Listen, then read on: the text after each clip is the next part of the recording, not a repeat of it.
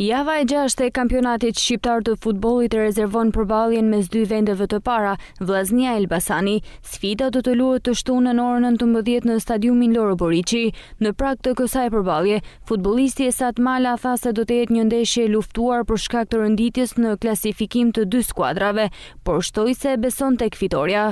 Atëherë normalisht nesër është një ndeshje si i takon një lezeti, si themi, të kampionatit shqiptar, dy ekipe me histori edhe nga renditja tabelare besoj që do jetë një ndeshje shumë e luftuar, po ashtu edhe ndjekun. Ne normalisht kena pas javën në dispozicion për mu përgatitur për këtë ndeshje. Kena marrë gjitha masat, sot e kena përgatitjen e fundit, si themi, stërvitjen e fundit, edhe do shohim si do vendoset ekipi në fushë.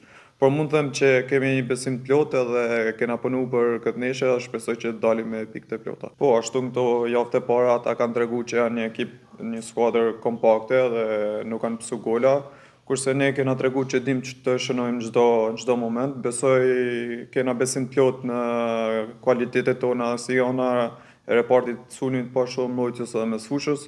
Do jetë një ndeshje, siç e thash, shumë e luftuar, do jetë e vështirë normalisht sepse edhe renditjet tregojnë, por kemi besimin e plotë dhe shpresojmë që në fundin dalim në fitimtar. Është herët për të folur për vendin e parë, vendin e dytë, po normalisht me një fitore kjo të nxjerr para.